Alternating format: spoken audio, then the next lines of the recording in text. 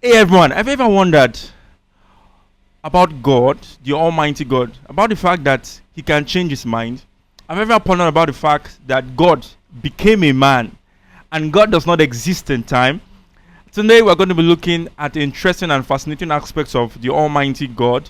We're looking at the fact that God became flesh and man and He dwelt in man.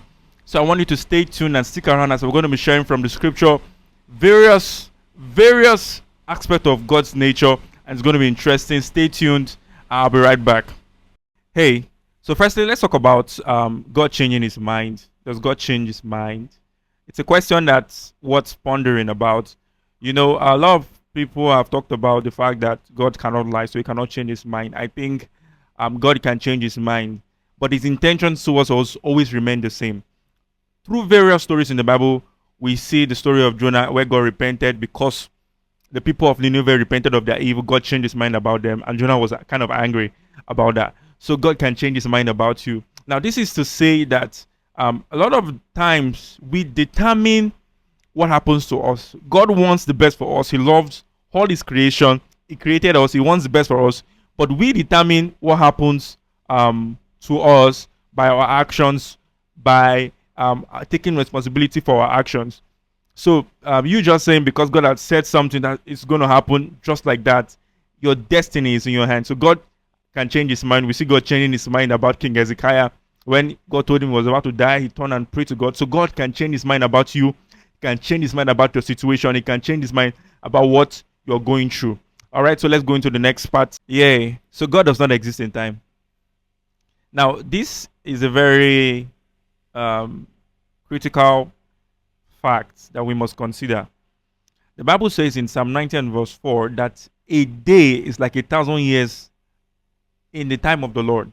So that's a description to try to explain to you that God does not exist in time. You know, so He exists outside of time. Now, God is the creator of the universe and everything that exists. Before time, the Bible says in Genesis 1 and verse 1, in the beginning, God created the heavens and the earth. So God existed before time started. Before there was anything like a beginning, you know, God existed. So He existed, He exists out of time. What's the implication of this? Which means He's not bound by time. What you think is a delay in the eyes of God, in the sight of God, is not a delay because He's not bound by human time. The Bible lets us know that He can even restore the years that you have lost in joy. So God does not exist in time. He's a God that exists outside of time. He does not age. The Bible describes Him as the oldest being that exists, the ancient of days. He does not age. God exists outside of time. Revelation lets us know that He is beginning and He is end at the same time. He knows it all, and which is why we must trust the Almighty God. So there's something about God that kind of like baffles me, is that God is a smart worker. If you look at the play of Genesis, you discover that God never created an entity twice. In creation of one thing, He embedded a DNA, a seed that multiplies. So He's a smart worker. He creates system and principles. The whole world was built on this principle of multiplication, of seed and harvest. Everything that God created, in them, He added the ability for them to multiply. So it's something that we must learn from who God is that He understands the place of wisdom in applying this principle of seed and harvest. So whatever He creates, inside of them is the ability to multiply. This goes for man, this goes for animals, this goes for plants, this goes for fruits. Everything has the ability. He only created once. 7 days, 6 days of creation, 1 day of rest, and that was it. And everything multiplied, even to the point of the second breath. Only Jesus died, and through Jesus we receive life. And there are a lot of thousands, billions of Christians around the world today. So it's something that we must learn about God. God is a smart worker. Be a smart worker. So this is one of the most amazing and controversial facts. God became a man. It's a controversial truth. But to me, it's not really controversial. God became a man. One of the ways, or the only way God was able to save man from the fall of Adam if you're a Bible person, you know what I'm talking about, is that God became man. Jesus Christ was born of a Virgin Mary, and he lived and dwelt amongst brethren. The Bible declares that in John. And he became flesh and dwelt amongst others, all of us. And he lived our life. He grew up, was raised in a home, and he experienced our life, and he lived and set an example for us to see. So God became man to feel us, to understand us, and to also save us from our sins. God became man in the person of Jesus Christ, the Son of God.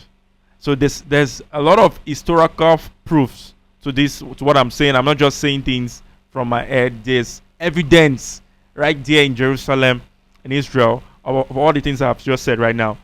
God became man. Jesus Christ is God.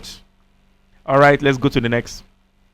God lives in a man. God. This is a game changer for believers, for every Christian. God lives in you. So God became man. He died, and he shared his life so that he can dwell within us. It's one of the desires of God, is to make sure that he's so close to us.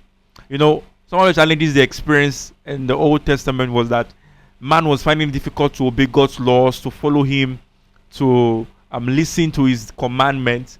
So what God said, or what God did, was that he sent his son, right, that would become flesh so that he can pay for our sins, then open the door to also dwell within us through the person of the Holy Spirit. So the Holy Spirit is in every believer, and that is God in man. God dwells in you. So if you are to find out where God is staying right now, just look at the nearest brother or sister in the faith. That's where God is. God is in you right now on earth. The God who you are praying to is inside of you. So God lives in you and through your life. I want you to know that as believers, this is one of the most amazing things that you can know and you can practice. God lives inside of you, and he lives through your life. So whenever you're going through any challenge, you say, he that is in me is greater than he that is in the world. Nothing. For whatever is born of God overcometh the world. Right? So believers, Christians out there, God lives in you. And if you're not a believer yet, make sure you find out about this God that lives in man. He's amazing, he's powerful, he's the only true God. All right, God bless you. So that's it for today. So we've learned that God can change his mind from the Bible. God does not exist in time. God works smartly by creating principles and systems that replicate and multiply. We also see that God became man. He became man, Jesus Christ. And God lives in me and you today. Christians all over the world, we are the light of the world. We are the salt of the earth. We are to shine and impact our world with the life of Christ that is inside of us. So to them, he gave power to become the sons of God. We are the sons of God. Hallelujah. I want you to stay blessed. God bless you. My name is Osiomel Alionomo. God bless you. I want you to tune in to this channel, subscribe, like, share. God bless you.